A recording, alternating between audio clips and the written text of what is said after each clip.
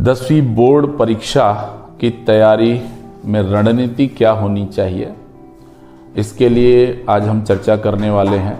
किस प्रकार से विज्ञान विषय की तैयारी हम लोग कर सकते हैं, अच्छे से अंक प्राप्त कर सकते हैं, और साथ ही साथ पूरी परीक्षा की तैयारी के लिए हमको किन किन बिंदुओं पर फोकस करना होगा, इसको ध्यान में रखना चाहिए। तो सबसे पहली बात, कक्षा 10वीं में जितने भी विषय हैं, इन सभी विषयों के ब्लूप्रिंट और सिलेबस का अच्छे से अध्ययन करना होगा। क्या क्या करना है आपको? ब्लूप्रिंट, और दूसरा क्या देखना है आपको? सिलेबस। इसका ज्ञान पूरा होना चाहिए। ये मिलेगा कहाँ? पिछले वीडियो में मैंने बता रखा है कि हमारा माध्यमिक शिक्षा मंडल के साइट में आपको मिल जाएगा, पूरे विषय का मिलेगा। वो है, साइट का एड्रेस है cgbsc.nic.in। इस साइट में जा करके आप पूरा हर विषय का ब्लूप्रिंट निकाल सकते हैं। मैं स्पेशली आज यहाँ पर विज्ञान विषय के संदर्भ में बात करूंगा, विज्ञान विषय के लिए। ठीक है, तो किस तरीके से अपन रणनीति बनाएंगे, तो आप डाउनलोड कर लीजिए और उसका प्रिंट आउट निकाल लीजिए। हर विषय का निकालिए। एक एग्जाम्पल के तौर पर मैं साइंस का यहाँ पे ले रहा हूँ। तो साइंस विषय में जब जाएंगे तो इसमें तीनों प्रकार के मिलते हैं।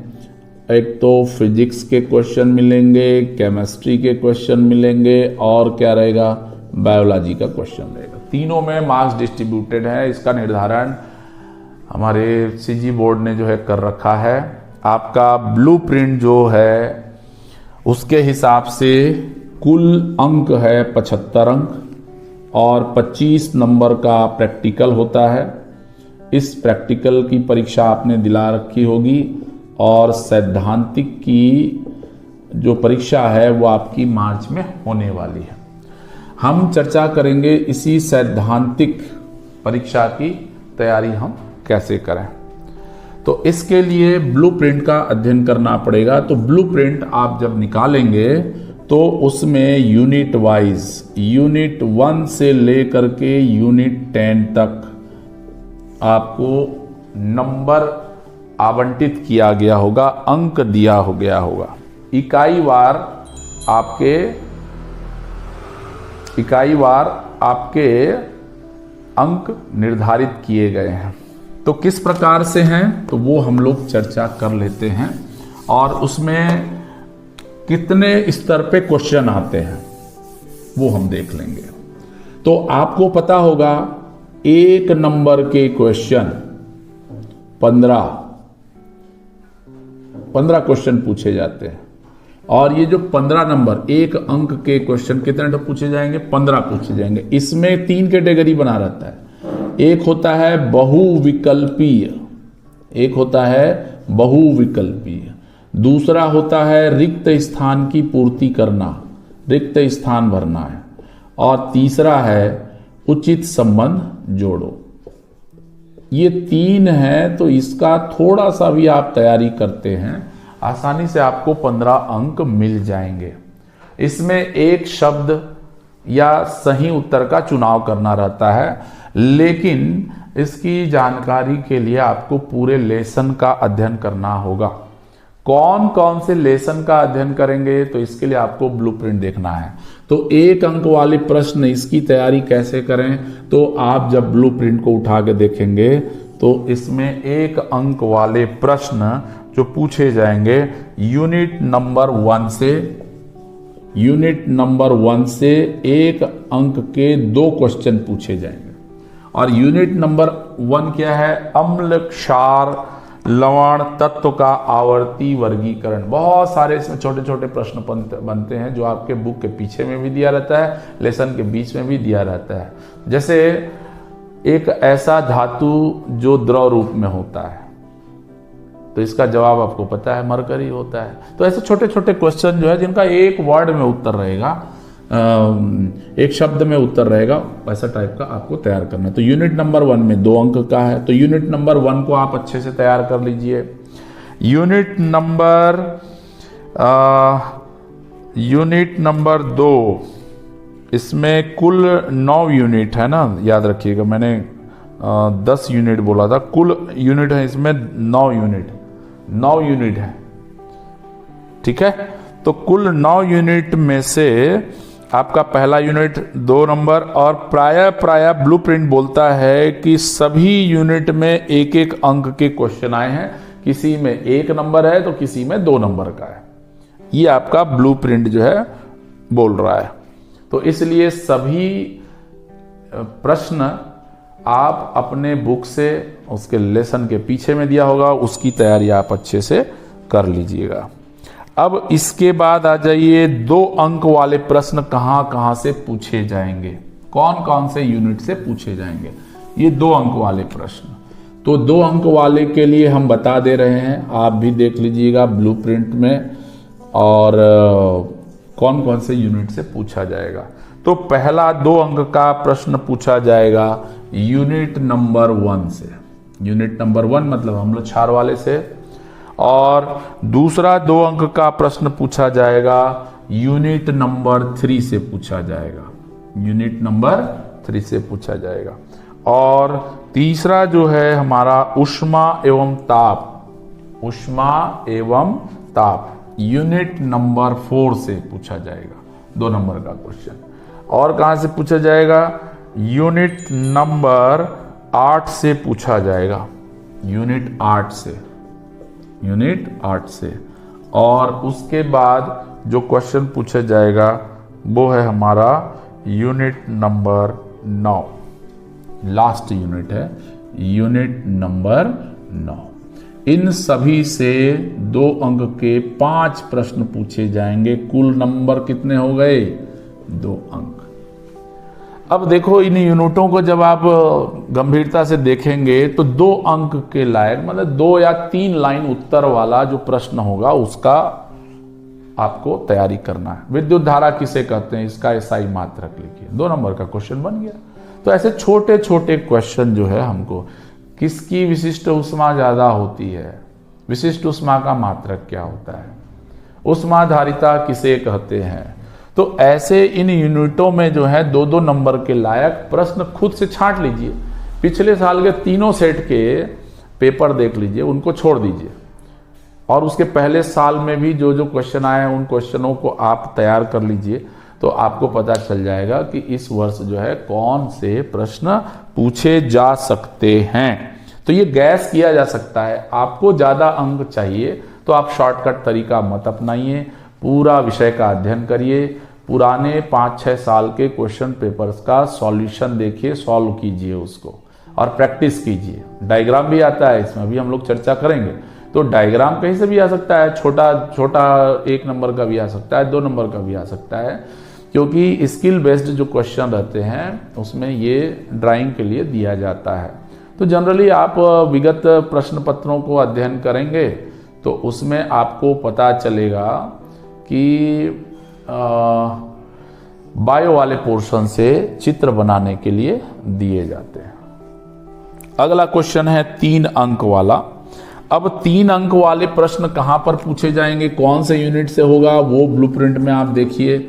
तो आप देखेंगे 3 अंक वाले जो प्रश्न हैं वो पूछा जाता है यूनिट नंबर 4 से पूछा जाता है, नंबर 1। यहां से 3 नंबर का एक क्वेश्चन पूछा जाएगा। और कहां से पूछा जाएगा, यूनिट नंबर 5, 6 और 7, 5 से भी, 6 से भी, 7। और 3 नंबर का प्रश्न पूछा जाएगा, केवल 4 हैं, तो ये हो गए हमारे 3 × 4 8 में 4 या 12 नंबर का क्वेश्चन। अब इसमें क्या रहेगा भाई, इसमें जो है 3 से 4 लाइन अधिकतम आंसर जो है लिखने वाले प्रश्न दिए जाएंगे। कोई खास कठिन नहीं रहते हैं, या तो न्यूमेरिकल भी दे सकता है, आपको डेफिनेशन भी दे सकता है। तो ये यूनिट को आप देखिए और वहां पर जाकर के पूरा गहराई से तैयारी कीजिए, क्योंकि इन यूनिटों में जो है छोटे छोटे प्रश्न बन रहे हैं, तो उससे थोड़ा बड़ा प्रश्न आप खुद छांट लीजिए। पिछले साल के पेपर के क्वेश्चन को हटा दीजिएगा। इसमें भी अथवा नहीं मिलने वाला ना, बन गया तो बन गया, नहीं बना तो फिर गया। इसलिए आप ध्यान दीजिएगा। अगला जो है 4 नंबर के और 5 नंबर और 6 नंबर, ये जितने भी हमको क्वेश्चन मिलेंगे सब में अथवा के प्रश्न मिलेंगे। किसमें बोला? 4 अंक वाले में और 5 अंक वाले में और 6 अंक वाले में। अगर यूनिट में आपके 2-2 पाठ दिए हुए हैं तो आप ऐसी तैयारी कीजिए कि दोनों पाठ का बराबर समावेश हो, बराबर उसका अध्ययन किया हुआ हो। अगर एक पार्ट को करेंगे दूसरे पार्ट से आ जाएगा तो दिक्कत हो जाएगी, इसलिए आप ध्यान रखिएगा। तो 4 नंबर वाले में आपके प्रश्न जो है थोड़े से बड़े बड़े रहेंगे, अथवा रहेगा। इसके लिए आपको यूनिट नंबर 1 4 अंक के लिए कौन सा मिलेगा? यूनिट नंबर 1 से आप तैयारी करिए। और कहां से करना पड़ेगा? यूनिट नंबर 3 से करना पड़ेगा। यूनिट नंबर 3 से 4 नंबर के लायक क्वेश्चन तैयार करना है आपको। और कहां से करना पड़ेगा? यूनिट नंबर 7 और यूनिट नंबर 8। ये 7 नंबर का है और यूनिट नंबर जो है आपको 8, ये आपको लेना पड़ेगा। तो पहला, तीसरा, 7वां और 8वां, ये आपको 4 अंक के लिए तैयार करना है। ठीक है? इसमें सब में अथवा मिलेगा। और ऐसे ही जो है 5 नंबर के जो प्रश्न हैं 5 नंबर के, उसके लिए केवल 2 यूनिट हैं। कौन कौन से यूनिट है भाई? ये है 5वां और 6वां फिजिक्स पोर्शन है। ये यूनिट नंबर 5, यूनिट नंबर 6, यहां से आपको तैयारी करनी है। अच्छे से तैयार करिएगा। तो जो लास्ट ईयर के आए होंगे उसको आप हल्का सा देखिए, है ना, उतने ज्यादा गंभीरता से देखने की जरूरत नहीं पड़ेगी। आप पिछले जितने साल के हैं उनको आप अच्छे से देख लीजिए। तो इसमें भी मैंने पिछले वीडियो में बताया था कि भाई इसमें 3+2 पैटर्न जो है फॉलो करते हैं। कोई जरूरी नहीं है लेकिन करते हैं जनरली। हाँ, इसके बाद जो अगला है जो 6 अंक के प्रश्न है वो कहां से पूछे जाएंगे? तो ये 6 अंक के लिए जो प्रश्न है वो निर्धारित हैं, 2 यूनिट है उसके। नंबर 1 है, यूनिट नंबर 2 से पूछा जाएगा। ये यूनिट नंबर 2 से पूछा जाएगा। और कहां से पूछा जाएगा? यूनिट नंबर 8 से पूछा जाएगा। यह है हमारा क्या? Unit number 8। तो ये 2 से और 8 से आप 6 नंबर के प्रश्न, अब ये 6 नंबर का भी ध्यान रखिए, इसमें एक ही क्वेश्चन नहीं रहेगा, ये 3+3 के पैटर्न में रहेगा। ब्लूप्रिंट में साफ लिखा है, इसलिए यहां पर भी 3-3 नंबर के 2 क्वेश्चन आपको पूछे जाएंगे।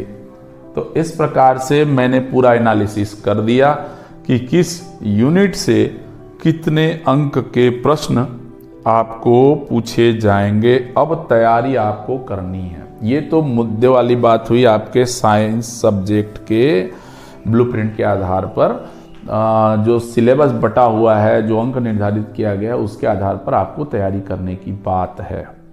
तो ये तैयारी कीजिए। जहाँ से चित्र आने हैं, खास करके बायोलॉजी वाले पोर्शन से, उन पोर्शंस का प्रैक्टिस अच्छे से कर लीजिए।